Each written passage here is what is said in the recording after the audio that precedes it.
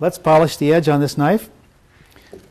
The first thing you're going to do is bend back the corner of your polish tape, pull off the backing, line it up with the end of the blank, and just slide it onto the blank like that.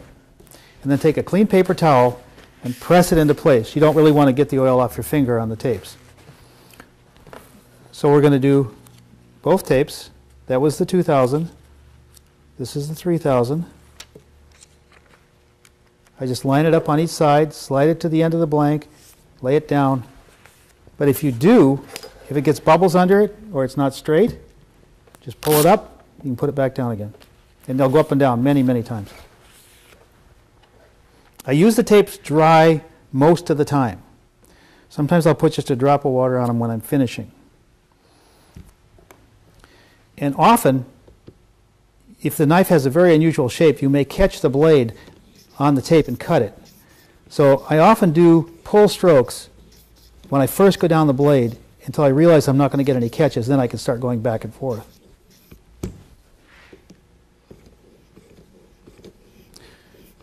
Now we're removing the burr automatically. There's nothing you have to do to remove the burr once you go to the tapes. The tapes are so fine, they just simply cut the burr off. And then there's no micro serration on the knife. So that's one of the reasons that the polished edge doesn't work very well on a kitchen knife.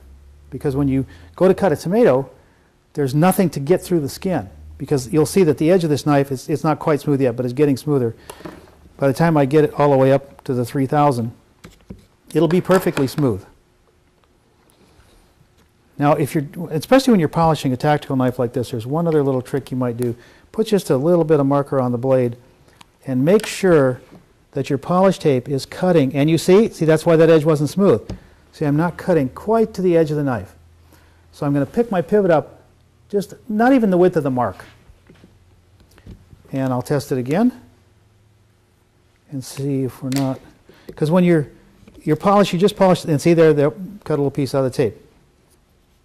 So I should have started with a pull stroke. Here we go. The tapes can get cut up, and as long as they're still working, keep using them.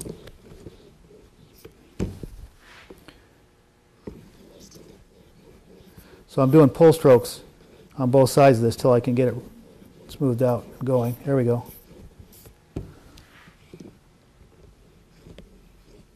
Okay. Now the edge is pretty smooth. But when you're cutting anything hard, like wood, plastic, the polished edge is a great advantage. We've even found it's a great advantage on hunting knives. It'll make the edge last way longer.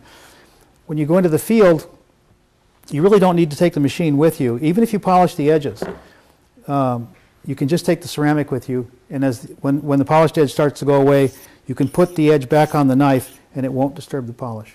It's really quite miraculous. I want to go back and say a few more words about the polish tapes. This is the one that I made a little cut in, and that's perfectly fine. That won't hurt it at all. To clean it, put a little bit of the soapy water on it and just rub it with a clean paper towel, and it'll come pretty clean, and you can usually get 3, 4, 5 knives out of each tape. And then when you're finishing the knife, if you put water on it, you will get a little bit higher finish, but just use a little tiny bit of water like that. If the water starts to run over the edge of the tape, it'll release the glue. So you can use water on them, but just be really delicate about it. I'm Ben Dale, the inventor of the Edge Pro sharpening systems. It's been a long journey. I've really enjoyed bringing it to you, and I really enjoy talking to you.